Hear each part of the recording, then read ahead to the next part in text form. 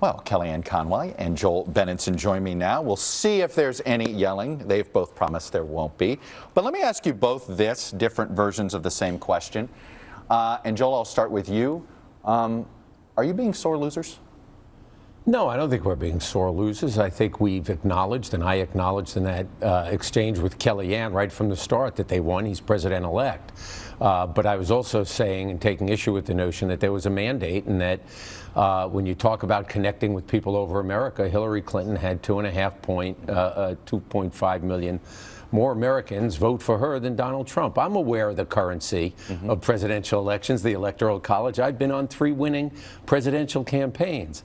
But a mandate is when you win big in the popular vote, when you win big in the Electoral College vote, like President Obama did 2 times.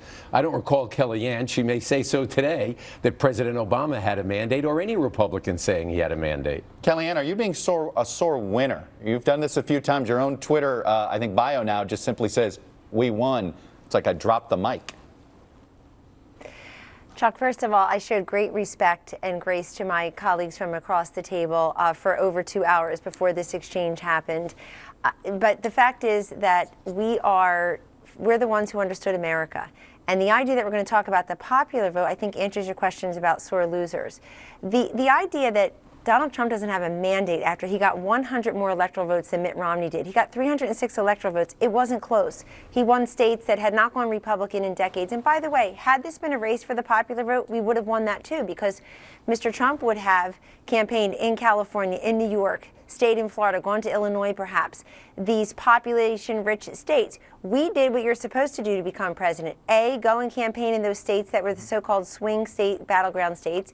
B, actually have an economic message that appealed to workers across the country, actually talk about patriotism, defeating radical Islamic terrorism, repealing, replacing Obamacare. People open up their mailboxes, fire up their computers, they see these premium increases.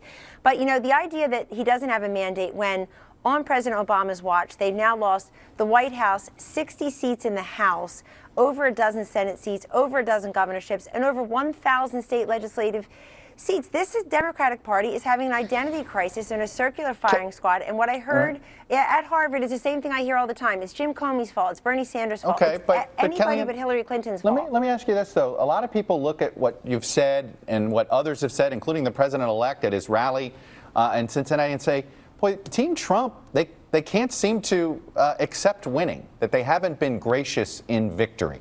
What do you say to that? Chuck, you know what? I'm gonna hit back on that. I'm an incredibly gracious, humble person, and let me tell you something. Every single media outlet, including this one, on good days ignored us, on regular days mocked us. And that included when I told you and your colleagues there's an undercover, undercounted Trump vote. No, there's not. Maybe it's undercounted for Hillary, people said.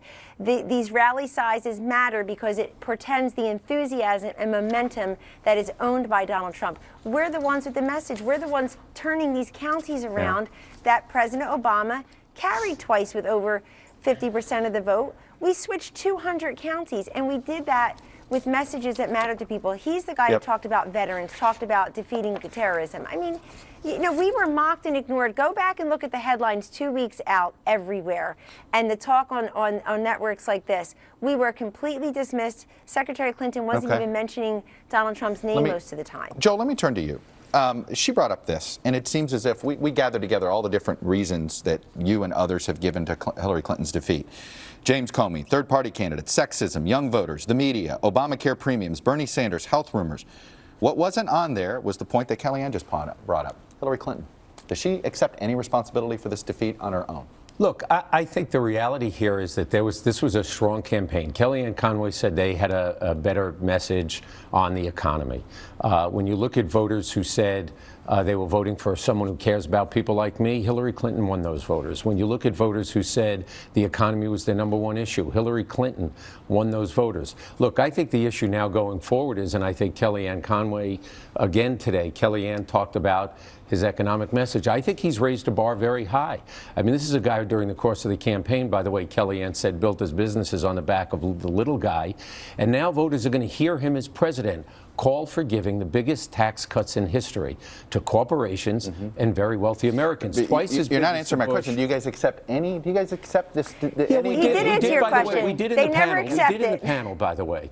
I also said in that panel, when we were asked what we have to do differently during the course of that day, the Democratic Party can't just keep winning the popular vote in presidential elections. We've won them 5 out of 7 times. We have to rebuild at the state levels. They did a very good job in some of their states that they had to win. They did a good job, obviously, in Michigan and Wisconsin by eking out narrow wins in those states where they hadn't won previously. Joel, let me ask you this: if the election were, I'll get you one more shot here, I promise. But Joel, if the election were the first Tuesday in January and you had another 6 weeks here, what's one thing you would do differently in the last 4 weeks of the campaign?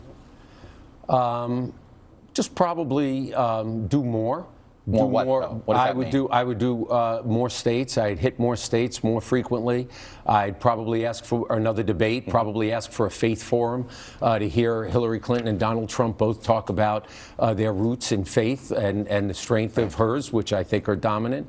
I think we'd also probably keep talking about those tax cuts I just mentioned that we're going to hold him to during the course of his presidency. The biggest tax cuts, twice as big as the Bush tax cuts. I don't think that's what working people think they're going to get from Donald Trump, or that's going to help them. But that'll be the high bar. He's got to clear. Kellyanne, I want to ask you this. He went on this thank you tour, and he's going to continue it on states that he won. Does he have a plan? Do you or give him advice? I've asked you this before, and you haven't really answered it. To go to some, not just states, but meet with some voters who didn't vote for him. He is down in the popular vote. Say what you want. We are a divided country. The California vote counts as much as the Pennsylvania vote. Considering how divided we are, does he have plans to do that? Well, he does. I've answered the question many times. Of course, he started on election night in those wee hours on November 9th, Chuck, saying, I will be the president for all Americans, even those who did not support me. So he's not even inaugurated yet, and he's going around doing this, bringing jobs back keeping jobs here in this country through Cary and Indianapolis. He certainly will be a very actively traveled president. And Joel just hit on something that's absolutely correct, but wasn't done by his campaign. You have to show up where the people are. You can't just have a flood of advertisements and this vaunted ground game that didn't work. You have to go where the people are. Secretary Clinton took off a lot in August. We had like 137 events to her 88 or so events after these conventions. Donald Trump did not take 5 days off before that final debate on October 19th in Las Vegas. Secretary Clinton did, and everybody said, oh, she's so brilliant to take off 5 days. Voters looked at it and said, where are you? Come to me. Bring the message here. He will be a very active president. He will go to every nook and cranny of this country, and he will be the president to all Americans. It's time for those who lost to say he's their president too. Kellyanne Conway, Joel Benenson, you are correct.